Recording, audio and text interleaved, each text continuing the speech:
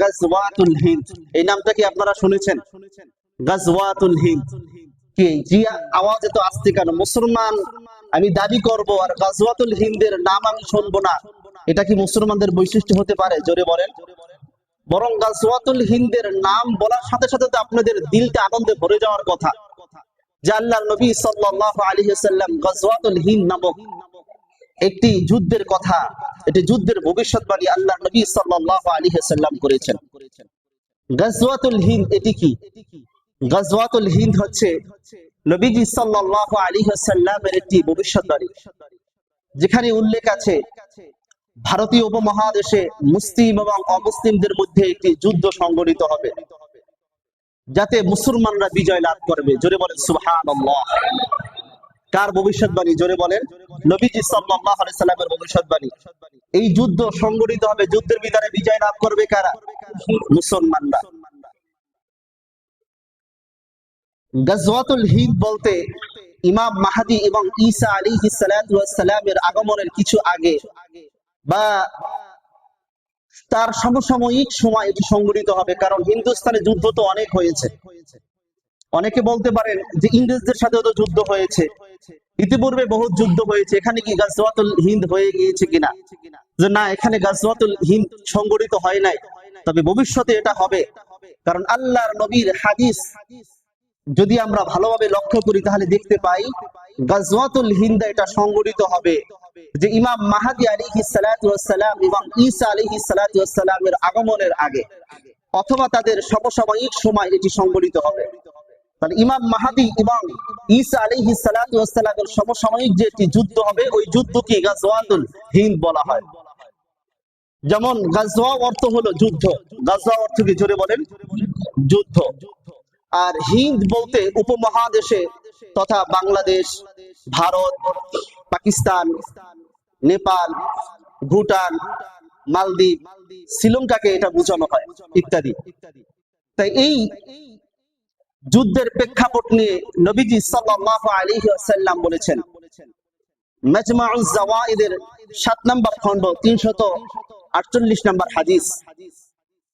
এই হাদিসটি সহিহ হাদিস, কারণ এখানে যে হাদিসগুলো আছে, কিছু আহলি হাদিসের বন্ধুগণ আছেন যারা বলে যে হাদিসগুলো দঈফ হাদিস, দঈফ হাদিস বলে বলে মুসলমানদের চেতনাকে তারা নষ্ট করে ফেলে। অথচ নবীজি সাল্লাল্লাহু আলাইহি ওয়াসাল্লামের ভবিষ্যৎবাণী এগুলো।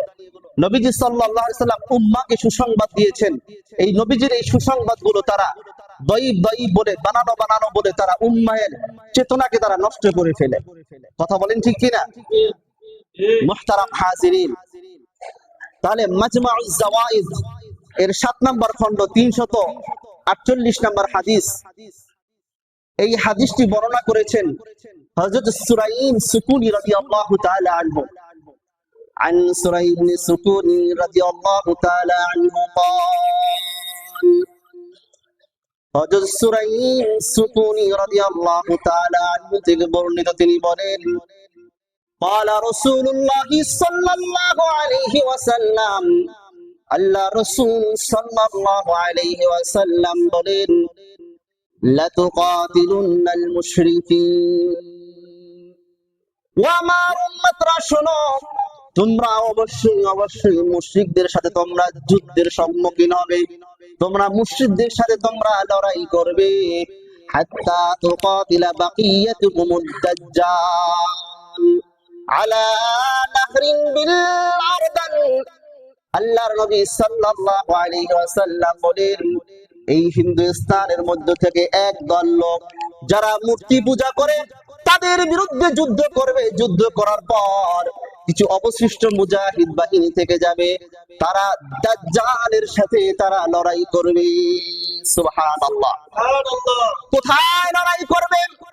জর্ডানের একটা নদীর তীরে দাজ্জালের সাথে তারা লড়াই করবে।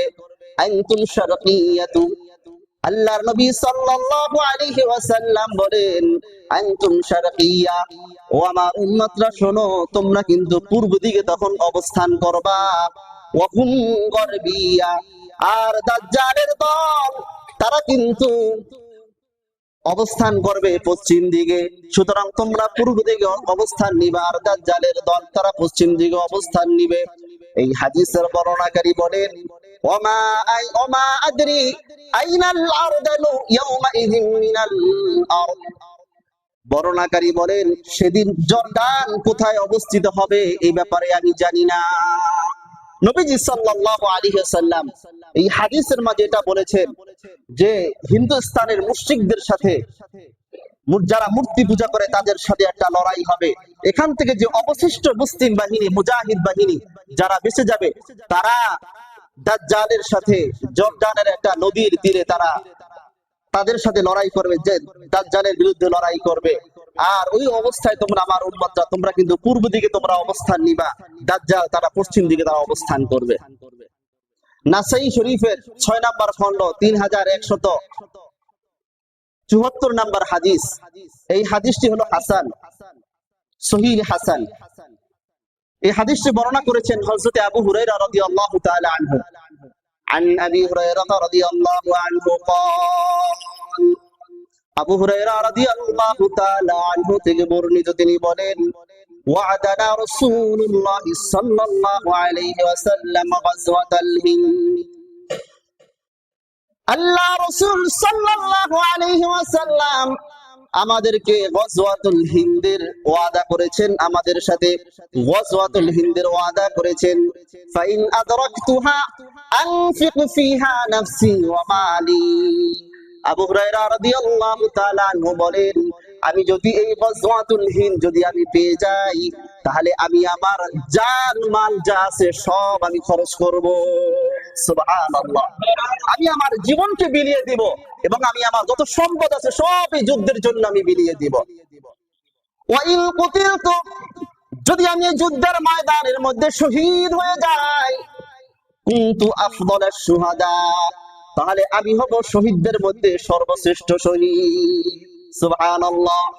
ওয়া ইন রাজাতু, আর যদি আমি যুদ্ধের ময়দান থেকে যদি আমি গাজী হয়ে ফিরে আসি, রাজাতু ফা আনা আবু হুরায়রাতাল মুহাররার, তাহলে জাহান্নামের আগুন থেকে মুক্তিপ্রাপ্ত আবু হুরায়রা হলাম আমি। সুবহানাল্লাহ। যদি যুদ্ধের ময়দান থেকে আমি ফিরে আসতে পারি, গাজী হয়ে ফিরে আসি, তাহলে আমি জাহান্নাম থেকে মুক্তিপ্রাপ্ত আবু হুরায়রা। নবীর সাহাবীর চেতনাটা কত সুন্দর, চিন্তাধারাটা কত সুন্দর। সুবহানাল্লাহ। আল্লাহ রাব্বুল আলামিন এই রকমের চিন্তা চেতনা যাতে আমাদেরকেও দান করেন। আরো জোরে বলেন আমিন। মুসনাদে আহমদের হাদিস 37 নম্বর খণ্ড 22396 নম্বর হাদিস। এই হাদিসটিও সহিহ হাসান। عن ثوبان رضي الله عنه قال, হযরত সাওবান রাদিয়াল্লাহু তাআলা আনহু থেকে বর্ণিত, তিনি বলেন قال رسول الله صلى الله عليه وسلم, আল্লাহ রাসূল সাল্লাল্লাহু আলাইহি ওয়াসাল্লাম বলেন ইসাবাতানি মিন উম্মতি, আমার উম্মতের মধ্য থেকে দুটা দল থাকবে, আহরাজহুমুল্লাহু মিনান নার, এই দুটা দলের মধ্য থেকে আল্লাহ রাব্বুল আলামিন তাদের দুই দলকে জাহান্নামের আগুন থেকে দূরে রাখবে। সুবহানাল্লাহ। কিয়ামত পর্যন্ত দুটো দল থাকবে, এই দুটো দলের লোকদের অনুসারীদেরকে জাহান্নামের আগুন থেকে আল্লাহ রাব্বুল আলামিন দূরে রাখবেন। আল্লাহর নবী দুইটা দলের পরিচয় দিচ্ছেন, ইসাবাতুন তাগজুল হিন্দা, এক দল যারা হিন্দুস্তানে যারা যুদ্ধ করবে, এটা হলো এক দল, ওই মুজাহিদদেরকে আল্লাহ রাব্বুল আলামিন জাহান্নামের আগুন থেকে মুক্ত রাখবেন। ওয়া ইসাবাতুন তাকুনু মা ঈসা ইবনে মারইয়াম, আরেক দল যারা ঈসা ইবনে মারইয়াম রাদিয়াল্লাহু তাআলা আনহুর সাথে যারা যুদ্ধ করবে, ঈসা রাদিয়াল্লাহু তাআলা আনহুর সাথে যারা যুদ্ধ করবে, আল্লাহ রাব্বুল আলামিন তাদেরকেও জাহান্নামের আগুন থেকে মুক্ত রাখবেন। জোরে বলেন সুবহানাল্লাহ। তাহলে ঈসা আলাইহিস সালাতু ওয়াস সালামের সাথে যুদ্ধ করতে আমরা চাই কিনা? জোরে বলেন। জিহাদ করতে আমরা চাই কিনা? সেই জিহাদের আগ্রহ, জিহাদের উদ্দীপনা আজকের কাফের, বেদিন, মুশরিক, নাস্তিকরা আজকে আমাদের দিন থেকে আস্তে আস্তে দূরে সরিয়ে দিচ্ছে। মুহতারাম হাজিরিন, তাহলে আল্লাহর নবী দুইটা নাজাত প্রাপ্ত দলের ঘোষণা করলেন। এক নাম্বার কারা? যারা গাজওয়াতুল হিন্দে যারা অংশগ্রহণ করবে। দ্বিতীয় নাম্বার, যারা ঈসা আলাইহিস সালাতু ওয়াস সালামের সাথে যারা যুদ্ধে অংশগ্রহণ করবে। মুসনাদে আহমদের 14 নম্বর খণ্ড 7118 নম্বর হাদিস। এই হাদিসটি বর্ণনা করেছেন হযরত আবু হুরায়রা রাদিয়াল্লাহু তাআলা আনহু। عن أبي هريرة رضي الله عنه قال হযরত আবু হুরায়রা রাদিয়াল্লাহু তাআলা আনহু থেকে বর্ণিত, তিনি বলেন, হাদাসানি খলিলি as-সাদিক রাসূলুল্লাহ সাল্লাল্লাহু আলাইহি ওয়াসাল্লাম। আবু হুরায়রা কত সুন্দর চমৎকার কথা বলেছেন। বলেন, আমার প্রিয় সত্যবাদী বন্ধু নবী মুহাম্মদ রাসূলুল্লাহ সাল্লাল্লাহু আলাইহি ওয়াসাল্লাম আমাকে একটা হাদিস শোনালেন। সুবহানাল্লাহ। যে আমার প্রিয় সত্যবাদী বন্ধু নবী মুহাম্মদ রাসূলুল্লাহ সাল্লাল্লাহু আলাইহি ওয়াসাল্লাম আমাকে একটা হাদিস শোনালেন, আমার কাছে একটা হাদিস বর্ণনা করলেন। আন্নাহু ক্বাল, যে নবীজি সাল্লাল্লাহু আলাইহি ওয়াসাল্লাম বলেন, ইয়াকুনু ফি হাদিহিল উম্মতি বাসুন ইলাল হিনসি ইলা সিন্ধি ওয়াল হিন্দি। ইয়াকুনু ফি হাদিহিল উম্মতি বাসুন ইলা সিন্ধি ওয়াল হিন্দি। নবীজি সাল্লাল্লাহু আলাইহি ওয়াসাল্লাম বলেন, এই উম্মতের মাঝে হিন্দুস্তান এবং এই সিন্ধু বিজয়ের জন্য, হিন্দুস্তান এবং এই সিন্ধু অভিযানের জন্য তারা পরিচালিত হবে। একদল লোক তাদেরকে প্রেরণ করা হবে। ওয়া ইন আনা আদরাকতুহু, যদি আমি তাদেরকে পেয়ে যাই, ফাআস্তুশহিদু ফাযালিক, তাহলে তো আমি তাদেরকে যদি আমি পেয়ে যাই, তাহলে আমি আশা করি যে আমি সৌভাগ্যবান শহীদদের মধ্য থেকে অন্যতম একজন হব। সুবহানাল্লাহ। ওয়া ইন আনা ফাযাকারা কালিমাতান, আবু হুরায়রা রাদিয়াল্লাহু তাআলা আনহু তিনি আরেকটা কথা উল্লেখ করলেন, রাজাতু আলা আবু হুরায়রাল মুহাররার, আর যদি আমি এই যুদ্ধের ময়দান থেকে যদি আমি ফিরে আসি, তাহলে আমি হলাম জাহান্নাম থেকে মুক্তিপ্রাপ্ত আবু হুরায়রা। ফাকাদ আতাকানি মিনান নার, তাহলে আল্লাহ রাব্বুল আলামিন আমাকে জাহান্নামের আগুন থেকে মুক্ত করবে। সুবহানাল্লাহ। তাহলে জাহান্নামের আগুন থেকে মুক্ত হওয়া, জাহান্নামের আগুন থেকে মুক্তি পাওয়ার একটা লক্ষণ হলো গাজওয়াতুল হিন্দ, হিন্দুস্তান বিজয়ের জন্য যুদ্ধ করা। যদি বলেন সুবহানাল্লাহ। যেটা আবু হুরায়রা রাদিয়াল্লাহু তাআলা আনহুর আকাঙ্ক্ষা ছিল। নবীজি সাল্লাল্লাহু আলাইহি ওয়াসাল্লাম যে যুদ্ধের ময়দানে সুসংবাদ দিয়েছেন। কিতাবুল ফিতান এর 1 নম্বর খণ্ড 409 নম্বর হাদিস। এই হাদিসটি বর্ণনা করেছেন হযরত আবু হুরায়রা রাদিয়াল্লাহু তাআলা আনহু। عن أبي هريرة رضي الله عنه قال قال رسول الله صلى الله عليه وسلم, আবু হুরায়রা রাদিয়াল্লাহু তাআলা আনহু থেকে বর্ণিত, তিনি বলেন, আল্লাহ রাসূল সাল্লাল্লাহু আলাইহি ওয়াসাল্লাম বলেন, যাকারাল হিন্দা, তিনি হিন্দুস্তানের কথা উল্লেখ করলেন। ফাকালা লিয়াগজুয়ান্নাল হিন্দা লাকুম জাইশুন, একটা দল হিন্দুস্তানে তারা যুদ্ধ করবে। ইফতাহুল্লাহু আলাইহিম, আল্লাহ রাব্বুল আলামিন ওই মুজাহিদ বাহিনীদেরকে বিজয় দান করবে। সুবহানাল্লাহ। একদল মুজাহিদ বাহিনী হিন্দুস্তানে যুদ্ধ করবে, আল্লাহ রাব্বুল আলামিন তাদেরকে বিজয় দান করবেন। হাত্তা ইয়াতু বিমুলুকিহিম মুবাল্লিদিনা বিসালাসিল, আর এই হিন্দুস্তানের রাজা বাদশা যারা আছে, মুশরিক রাজা বাদশা যারা আছে, রাষ্ট্রপ্রধানদেরকে তাদের শিকল দিয়ে বেঁধে তারা নিয়ে যাবে। সুবহানাল্লাহ।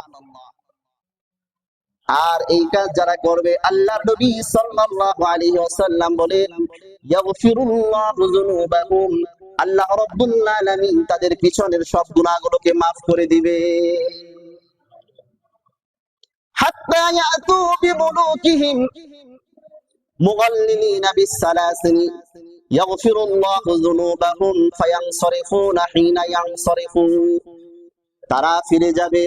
মুজাহিদ বাহিনী যখন যুদ্ধ শেষ করে ফিরে যাবে, যখন তারা ফিরে যাবে, ফায়াজুদুনা ইবনু মারইয়াম বিশাম, তখন তারা শাম দেশে ঈসা আলাইহিস সালাতু ওয়াস সালামকে পেয়ে যাবে।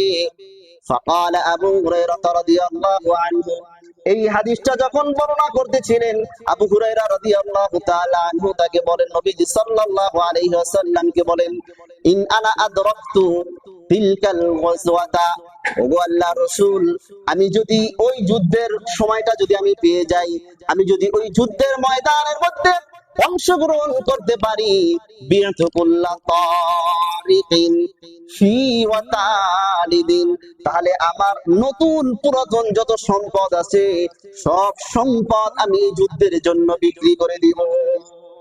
সুবহানাল্লাহ। ওয়া গাসওয়াতুহা, এবং আমি এই যুদ্ধে অংশগ্রহণ করব।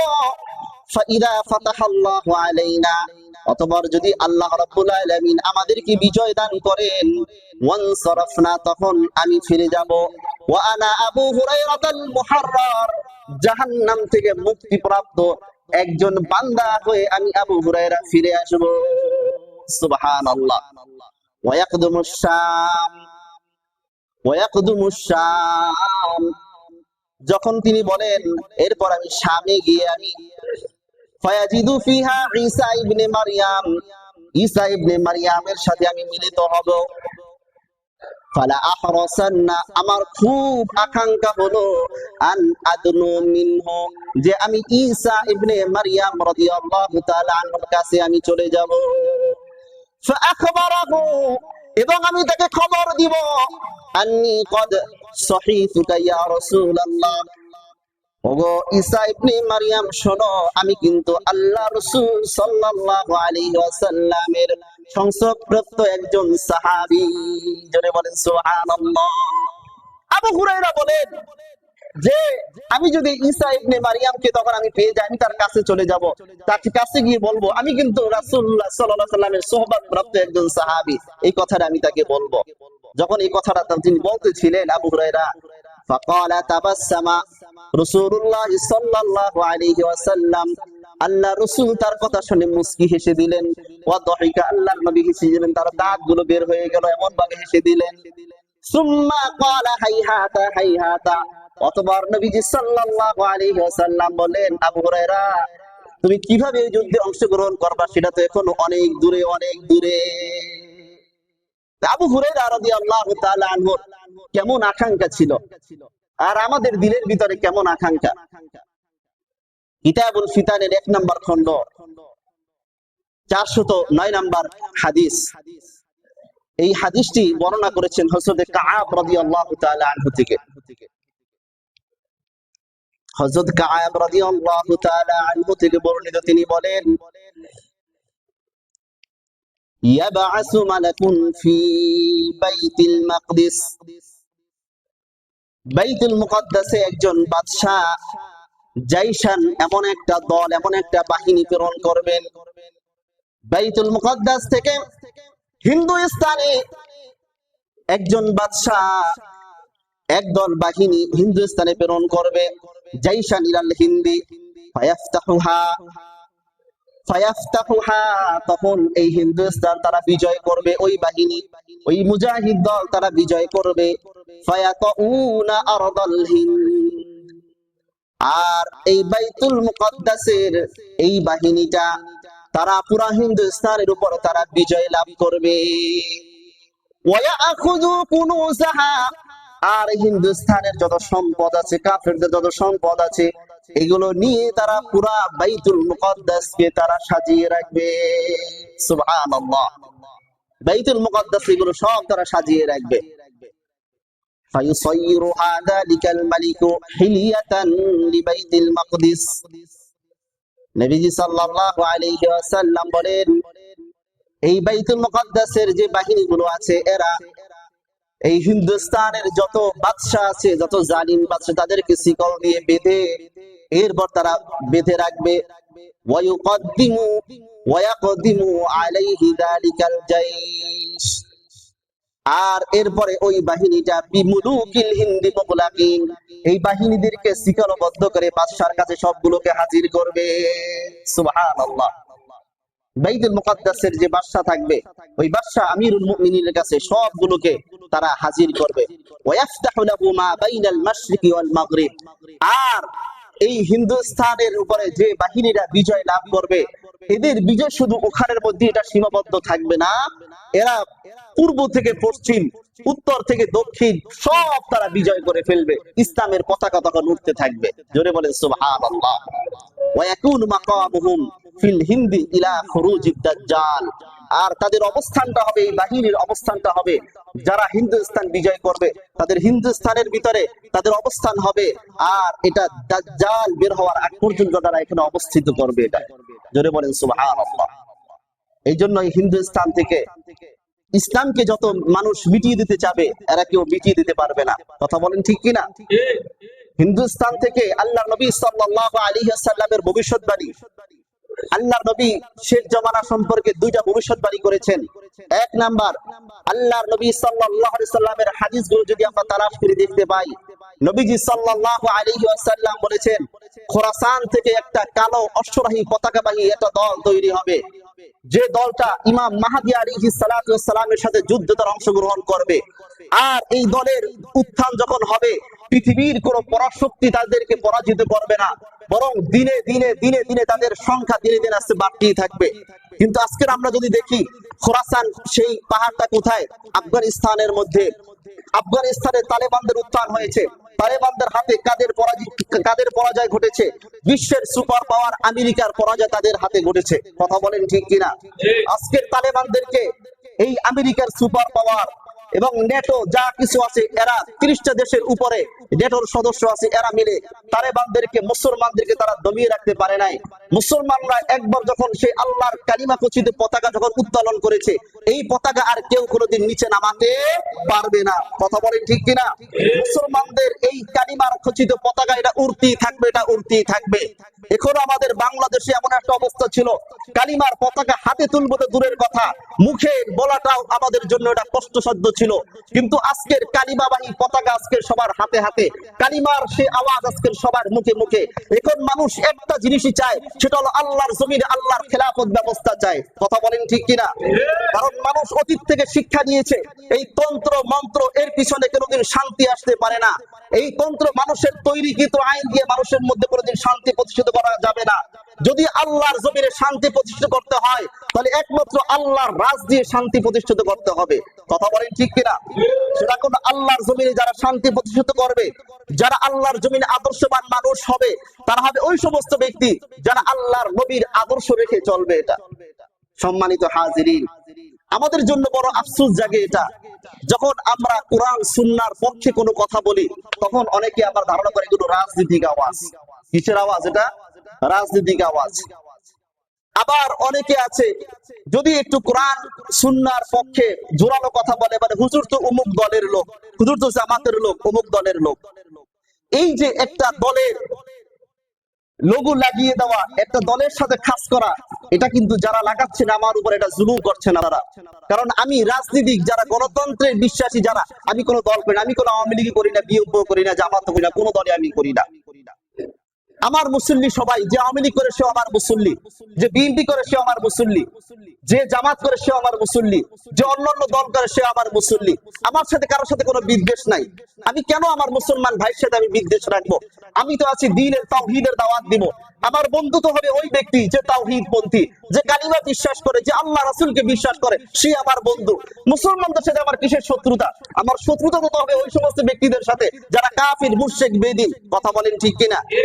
আর এটাই তো আমাদের হওয়া উচিত। এটা এই জন্য যদি আপনারা ধারণা করে থাকেন হুজুর মনে হয় অমুক দলের লোক, এটা সম্পূর্ণ ভুল। আমি কোন রাজনৈতিক দলের বিশ্বাসী আমি নই। যারা গণতান্ত্রিক পদ্ধতি যারা রাজনীতি করে, আমি সমস্ত রাজনৈতিক দলে আমি বিশ্বাসী নই। আমি কোন দলে বিশ্বাসী? আমি তাওহীদ পন্থী।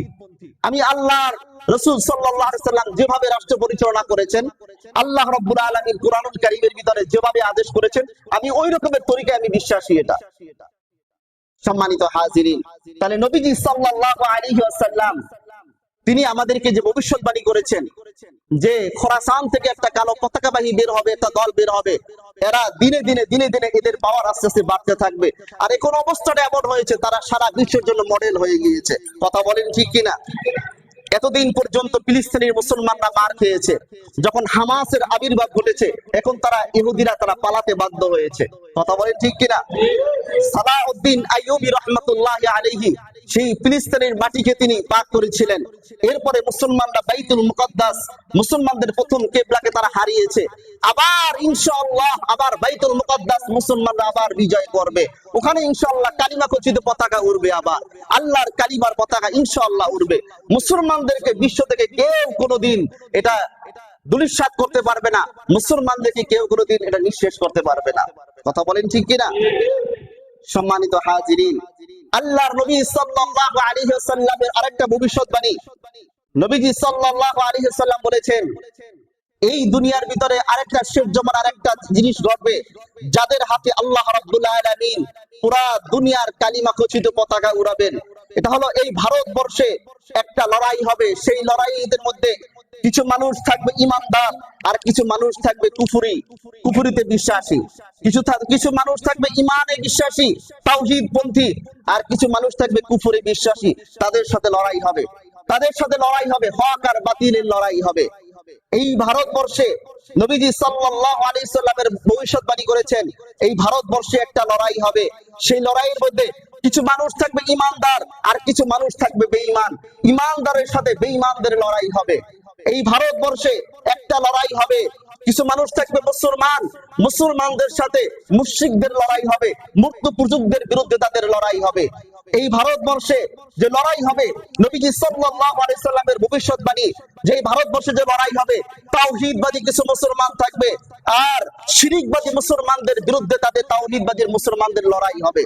এই ভারতবর্ষে কিছু মুসলমান থাকবে যে মুসলমানরা লড়াই করবে, ইমানদার হয়ে তারা লড়াই করবে, বেঈমানের বিরুদ্ধে তারা লড়াই করবে। আল্লাহ রাব্বুল আলামিন কিছু মানুষদের বিজয় দান করবেন। কাদেরকে আল্লাহ রাব্বুল আলামিন বিজয় দান করবেন? এই ভারতবর্ষে কিছু মানুষ থাকবে যারা গরুর গোশত খায়, আর কিছু মানুষ আছে যারা গরুর গোবর খায়। কথা বলেন ঠিক কিনা? এদের সাথে যারা গরুর গোশত খায় আর যারা গরুর গোবর খায় এদের বিরুদ্ধে লড়াই হবে। এই ভারতবর্ষে কিছু মুসলমান থাকবে যারা গরুর দুধ খায়, আর কিছু মানুষ থাকবে যারা গরুর মুদ খায়। কথা বলেন ঠিক কিনা? যারা গরুর দুধ খায় আর যারা গরুর মুদ খায় এদের বিরুদ্ধে লড়াই হবে। এর দ্বারা আল্লাহ রাব্বুল আলামিন যারা গরুর দুধ খায় এদেরকে বিজয় দান করবেন। যারা গরুর গোশত খায়, যারা গরুর গোবর খায়, যারা গরুর গোশত খায় তাদেরকে আল্লাহ রাব্বুল আলামিন বিজয় দান করবেন। কথা বলেন ঠিক কিনা? আপনারা সকলেই অনেকেই জানেন যে কিছুদিন আগে চট্টগ্রামে আদালত প্রাঙ্গণে আমাদের একজন উকিলকে তারা ইসকন নামক সন্ত্রাসী সংগঠন, জঙ্গি সংগঠন তারা জবাই করেছে। এত বড় দুঃসাহস! মুসলিম দেশে বসবাস করে, মুসলমানদের ট্যাক্সের টাকায় তারা চলে, মুসলমানদের সুযোগ সুবিধা ভোগ করে, মুসলমানদেরকে তারা গলা কেটে হত্যা করে।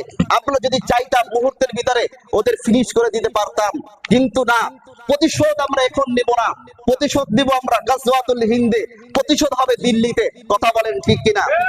আমাদের বাবরি মসজিদ যেখানে রাম মন্দির করা হয়েছে, ওই জায়গাতে আবার আমরা বাবরি মসজিদ করব ইনশাআল্লাহ।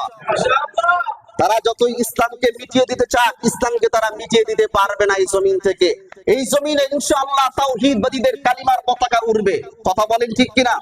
যত মানব রচিত যত বিধান আছে, মানব রচিত যত আদর্শ আছে, ব্যক্তি আদর্শ সবগুলোর কবর রচনা করা হবে, তাওহীদের আদর্শ ইনশাআল্লাহ উজ্জ্বলিত হবে। কথা বলেন ঠিক কিনা?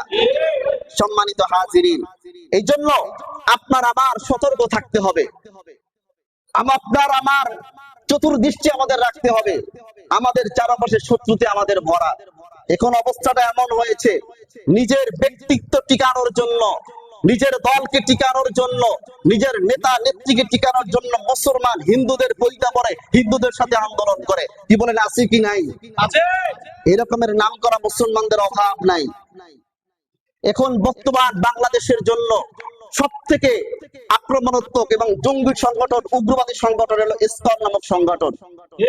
এই ইসকন, এই শব্দটা এর সাথে আমরা অনেকে পরিচিত, অনেকে পরিচিত না।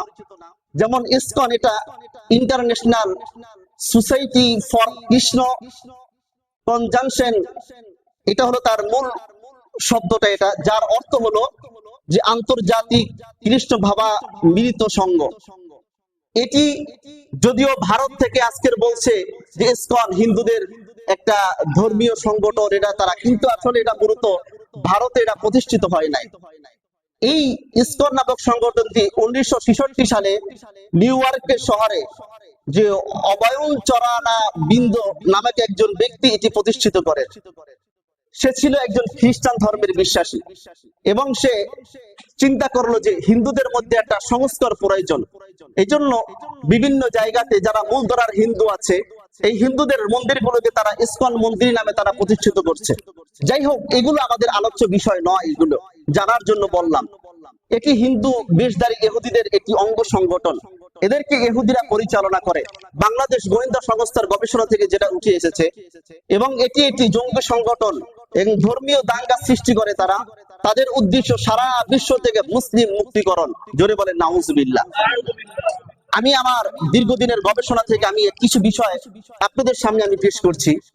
যেমন তারা যে সমস্ত বিষয়গুলো নিয়ে কাজ করে, এক নাম্বার যে তারা অখণ্ড ভারত গড়বে, অখণ্ড ভারত তারা প্রতিষ্ঠিত করবে, এটার জন্য তারা কাজ করে। যে তারা বলে যে মায়ের হারিয়ে যাওয়া বাংলাকে আবার মায়ের পদতলে হাজির করব। জোরে বলেন নাউজুবিল্লাহ। মা মা বলতে কাকে বুঝিয়েছেন? মূর্তিকে তাদেরকে বোঝানো হয়েছে।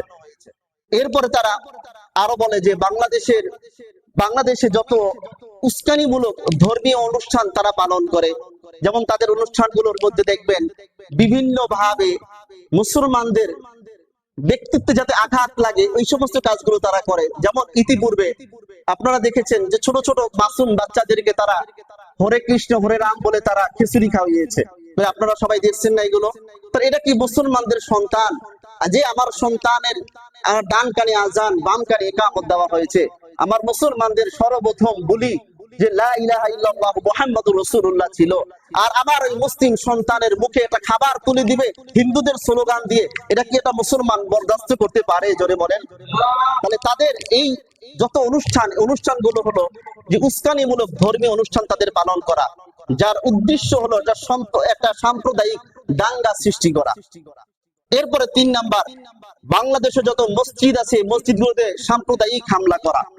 দেখবেন অনেক ইসকনের সদস্য হয়ে মুসলমানরা কাজ করে। মুসলমানরা কিভাবে কাজ করে, সে যে ইসকনের পক্ষে কাজ করছে এটা সে নিজেও জানে না। অনেকে বলে হুজুরের কথা তো আক্রমণাত্মক, বলে হুজুর কি কোরআন হাদিসের বাইরে বলছে কিছু? বলুক না, কোরআনের ভিতরে তো আরো অনেক কিছু আছে। এই যে আক্রমণাত্মক কথা বলার সাহস তোমাকে কে দিয়েছে? এটা তো ইসকনের কথা, এটা তো মুসলমানদের কথা না। আল্লাহর কোরআনে যেটা আছে আমরা সেটা শুনবো, আল্লাহর কোরআনে যেটা আছে সেটা আমরা বলবো। আক্রমণাত্মক কথা, এই কথা বলার অধিকার তোমার নাই। কথা বলেন ঠিক কিনা? সম্মানিত হাজিরিন, এই জন্য আপনারা দেখবেন বিভিন্ন ওয়াজ মাহফিল গুলোতে যারা কোরআনের কথা বলে, কোরআনের তাফসীর করে, তাদেরকে বিভিন্ন ভাবে তারা বাধা দান করে। এমনকি মাহফিলের স্টেজের ভিতরে বক্তাকে কোপানোর জন্য তারা উঠেছে, বিভিন্ন রকমের হেস্তানেস্ত তারা করেছে। এগুলো সব এই ইসকনের চক্রান্ত এগুলো। এরপরে 4 নাম্বার, বাংলাদেশের বিভিন্ন সাম্প্রদায়িক সংগঠন তৈরি করা, তাদের যে উগ্র সংগঠন এগুলোর বিস্তার তৈরি করা। যে তারা বলে তারা নাকি সংখ্যালঘু, বলে কিভাবে সংখ্যালঘু? তারা আন্দোলন করে, বলে হিন্দু বৌদ্ধ খ্রিস্টান তারা এই ঐক্য জোট নিয়ে তারা আন্দোলন করে। তো সংখ্যালঘু তারা কিভাবে হলো? তারা হিন্দু আছে, বৌদ্ধ আছে, খ্রিস্টান আছে, এখানে তো মুসলমানরা নাই, মুসলমানরা সংখ্যালঘু। বর্তমান মুসলমান আমরা যে কতটা সংখ্যালঘু, তার মধ্যে সব থেকে বেশি সংখ্যালঘু আমরা ওলামায়ে কেরাম। বর্তমান এখনো হাজার হাজার ওলামায়ে কেরাম, নিরপরাধ ওলামায়ে কেরাম জেলে বন্দী আছে। আমাদের দেশের তো এমন একটা অবস্থা, যে যে দল করে ওই দলের সাপোর্ট করে, ওই দলের লোকদেরকে সে বাঁচায়, আর যারা নিরীহ যারা তাওহীদবাদী তাদেরকে খোঁজ খবর নেয় না। যে আমাদের দেশ স্বাধীন হয়েছে, স্বাধীন হওয়ার সাথে সাথে যে যে তার দলের কর্মীদেরকে ঠিকই ছাড়িয়ে নিয়ে আছে, কিন্তু এখনো আমি এই গত মাহফিলে গেলাম, ওখানে একজন ভাইকে জিজ্ঞাসা করলাম কি পরিমাণ ওলামায়ে কেরাম এখনো জেলে আছে, কয়শো আছে? উনি বলেন কয়শত না, বরং হাজার হাজার বলেন, যারা সব নিরপরাধ বড় বড় ওলামায়ে কেরাম। আর কত ওলামায়ে কেরাম তেমন হয়েছে যে গুম করে তাদেরকে মেরিয়ে ফেলছে, তার পরিবারও জানে না যে ওলামায়ে কেরাম কোথায় আছেন। এটা সম্মানিত হাজিরিন, আমরা তো সবসময় মিডিয়ার বিশ্বাসী। এই যে আমাদের একটা ভাইকে তারা জবাই করলো, অথচ একটা মিডিয়া সে সৎ সাহস হলো না এটাকে তারা প্রচার করার। কিন্তু আমাদের আলেম সমাজ এরা কিন্তু আমরা বসে নেই না, আমরা সব কথা সত্য কথা আমরা বলেছি। বরং আমাদের একটা টিভি আছে, সময় টিভি, শয়তান টিভি, এ রিপোর্ট করেছে কি তাকে নাকি হিন্দু বলে ধারণা করে তাকে মারা হয়েছে। তাহলে কারা মারছে এটা বিষয়টা কারা বোঝা যায়? মুসলমানরা মারছে এটা। অথচ একটা মিডিয়া নাই, সৎ সাহস করে নাই যে এটাকে সত্যিকারের রিপোর্টটা মানুষের সামনে তুলে ধরবে। সম্মানিত হাজিরিন, এরপরে ইসলাম ধর্মের অবমাননা করা এটা তাদের মূল টার্গেট। আমাদের এই দেশের যে মিডিয়াগুলো আছে, বিশেষ করে প্রথম আলো, ডেইলি স্টার, এই সমস্ত মিডিয়াগুলো আপনারা মুসলমান যদি হয়ে থাকেন এগুলো পরিত্যাগ করবেন। প্রথম আলো, ডেইলি স্টার এই পত্রিকাকে ওটা রাখবেন না। যদি আপনি মুসলমানের দাবি করেন, এরা আমাদের দেশের শত্রু, ইসলামের শত্রু। এই প্রথম আলো, ডেইলি স্টার এরা আমাদের বারবার আল্লাহর নবী সাল্লাল্লাহু আলাইহি সাল্লামকে নিয়ে তারা কটূক্তি করেছে। কথা বলেন ঠিক কিনা?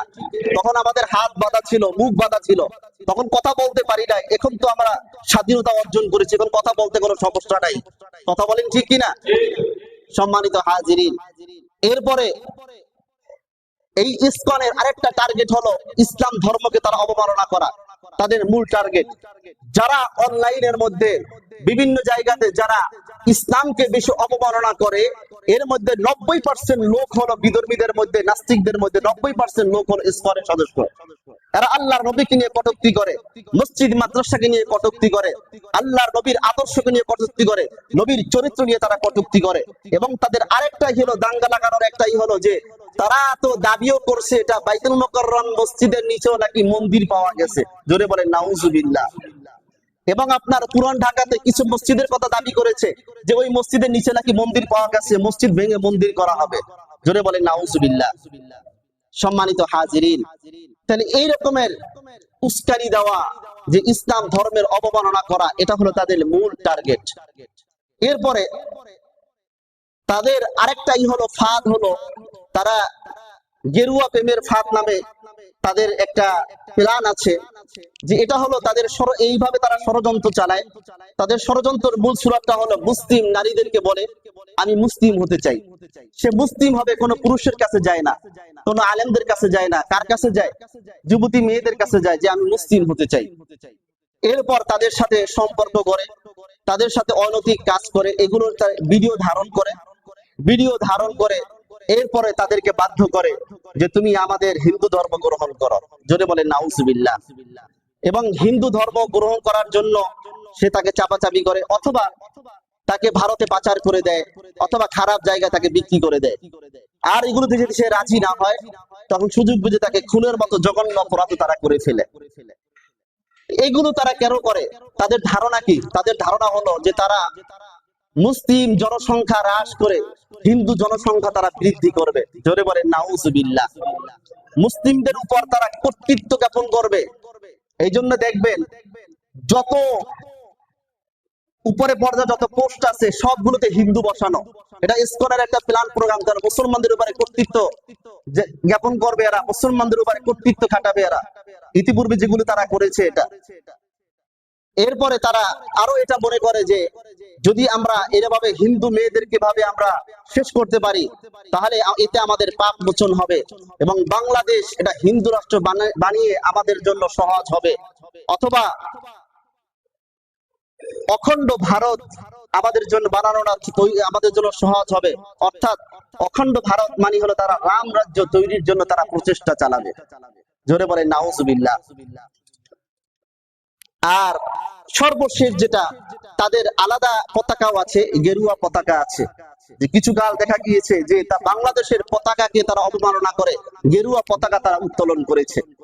এত কিছু দেশে হয়ে যাচ্ছে, এগুলো থেকে আমাদের দেশে কিছু বুদ্ধিজীবী আছে, এরা সব নীরব। কিন্তু যখন উলামায়ে কেরাম দ্বীন প্রতিষ্ঠার কথা বলেন, উলামায়ে কেরাম যখন কোরআন সুন্নাহর কথা বলেন, তখন তাদের মাথা খারাপ হয়ে যায়। কথা বলেন ঠিক কিনা? এই সমস্ত বুদ্ধিজীবী যেগুলো আছে এগুলো সব দেশের আগাছা। এগুলো এরা দেশের শত্রু, এরা জাতির শত্রু। এটা কথা বলেন ঠিক কিনা? কারণ আমার কাছে আমার দেশের প্রেম আমার কাছে বড়, আমার কাছে ইসলামের প্রেম আমার কাছে বড়, আমার কাছে নবীর আদর্শ আমার কাছে বড়। যে আমার দেশের বিরুদ্ধে ষড়যন্ত্র করবে, যে ইসলামের বিরুদ্ধে ষড়যন্ত্র করবে, যে আল্লাহ রাসূলের বিরুদ্ধে ষড়যন্ত্র করবে, যে আমার দ্বীনের বিরুদ্ধে ষড়যন্ত্র করবে, সে আমাদের শত্রু। সম্মানিত হাজিরিন, এই জন্য আপনার আমার চৌকান্নার থাকা, আল্লাহর দ্বীন কায়েমের জন্য চেষ্টা করা। এই জমিন কার? জোরে বলেন আল্লাহ। তো আল্লাহর জমিনে আল্লাহর দ্বীন কায়েমের জন্য আপনার আমার চেষ্টা করা। আমার কাছে দল বড় নয়, আমার কাছে ব্যক্তি বড় নয়, আমার কাছে আল্লাহর নবীর আদর্শ আমার কাছে বড়। যতদিন পর্যন্ত এটা আমি গ্রহণ করতে না পারবো যে আমার আদর্শকে আমার দলের থেকে যদি আমি বেশি ভালোবাসতে না পারি, আমার নবীর আদর্শকে যদি আমার স্ত্রী সন্তান আমার নেতা কর্মীর চেয়ে যদি আমি আমার ভালো বেশি দিয়ে বাঁচতে না পারি, আল্লাহর কোরআনকে যদি আমি ভালো বেশি বাঁচতে না পারি, তাহলে বুঝতে হবে আমি এখনো প্রকৃত মুমিন হতে পারি না। সম্মানিত হাজিরিন, এই জন্য আল্লাহ রাব্বুল আলামিন আমাদেরকে এইগুলো আমল করার তৌফিক দান করুন। এই সমস্ত বিষয়গুলো থেকে আল্লাহ রাব্বুল আলামিন আমাদেরকে আল্লাহ রাব্বুল আলামিন দান করুন।